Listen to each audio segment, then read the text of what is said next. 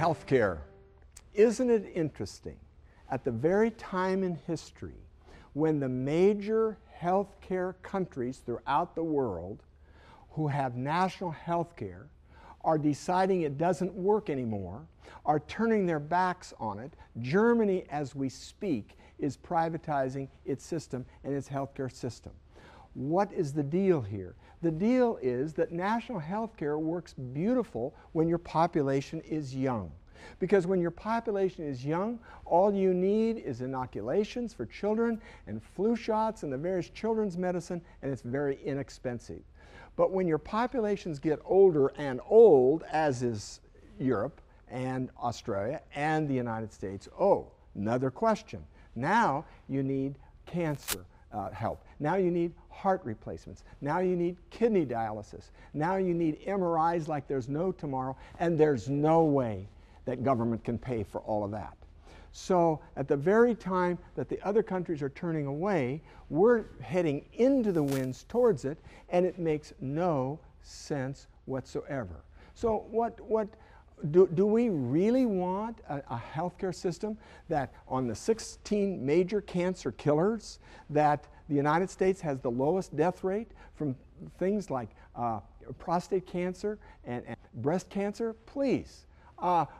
We do not need to go to a system where we stand in line and wait for surgery and wait for this and that. And that's what they do in all of those countries. So this is not a time to head for national health care. This is the time to competitivize the American system. Why? Is our system perfect? Of course it's not perfect. Why?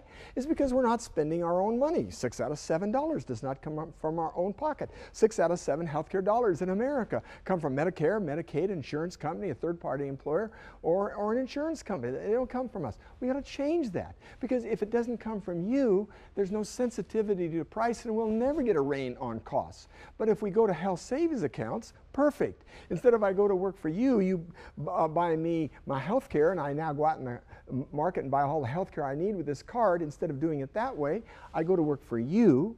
You buy me a health savings account. We put money into a Barry Asmus health saving account, and we buy a high deductible catastrophic, which protects us from all the high-end things like cancer and heart replacement and so on. If we did it that way, we would begin to competitivize the whole healthcare system, because we're spending our own money. Then and only then would we know what an MRI costs. Then and only then would we be sensitive to price. So health savings accounts, you couple that idea with allowing insurance companies to sell insurance across state markets, which we don't do now, but that would drop costs like you cannot believe. When you can buy term insurance for pre-existing conditions, exactly, that's what we have to do.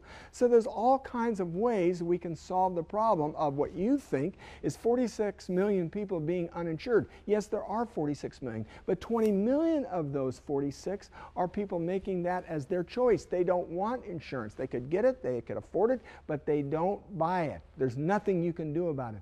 Many of them could be on Medicare, Medicaid. A lot of those are illegal aliens. So when you boil that all down, you do not turn an American healthcare system on its head and upside down to solve this much of a problem.